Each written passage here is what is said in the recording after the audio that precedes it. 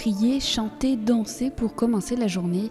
Durant 3 jours, les 150 JMJistes lyonnais qui passent la semaine missionnaire en Guyane se sont réveillés avec une heure de louange animée par la communauté brésilienne Shalom.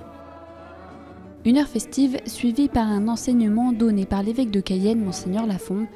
Mardi dernier, c'est la miséricorde de Dieu qui est au programme, un fil rouge qui sera suivi tout au long de la journée. C'est-à-dire que les jeunes là, qui participent à ces JMJ veulent vraiment vivre un temps fort pour leur foi. Ils perçoivent bien que dans leur vie quotidienne, il y a la vie de prière, tout ça, qui est parfois difficile. Et ils ont besoin d'avoir des temps où, ensemble, ils sont fortifiés dans leur foi. Et on voit effectivement beaucoup de jeunes qui, grâce à ces moments très forts, vont repartir vraiment dans une relation avec le Seigneur plus quotidienne, dans un engagement aussi dans les groupes de prière, des groupes de jeunes que proposent un peu les différents diocèses. Et ça, c'est vraiment, je crois, vraiment une des vocations des JMJ que voulait Jean-Paul II lorsqu'il a créé ces JMJ. Depuis leur arrivée, les pèlerins lyonnais sont accompagnés dans leur cheminement spirituel. Dans le groupe, les parcours et les histoires sont variés, mais ici, chacun progresse à sa façon. Des ateliers sont mis en place comme ici pour apprendre à mieux vivre l'adoration. Dans la vie de tous les jours, avec le travail, les activités, etc., c'est pas toujours facile de toujours tout rendre à Dieu.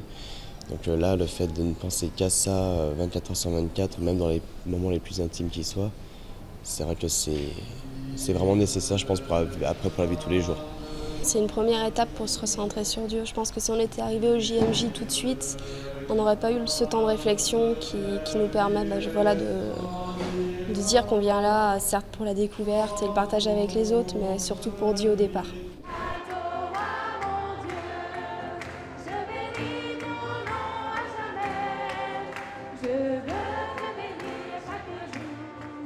Durant les 3 premiers soirs de la semaine, les Lyonnais ont été chargés d'animer une veillée. Dans la cathédrale, les pèlerins français et les fidèles cayennais unissent leurs voix et leurs prières. Ce soir-là, tous peuvent profiter du sacrement de réconciliation ou de groupe de parole. Je pense que cette semaine, c'est la plus importante parce que après les JMJ, c'est un peu on se retrouve avec tous les jeunes, on est énormément et c'est difficile de vivre au niveau spirituel ce qu'on peut vivre ici, plus entre nous, avec plus de partage et plus d'intimité. En groupe, seul, en silence ou en chantant, ce séjour missionnaire est avant tout une retraite pour pouvoir profiter au maximum des JMJ au Brésil qui débutent la semaine prochaine.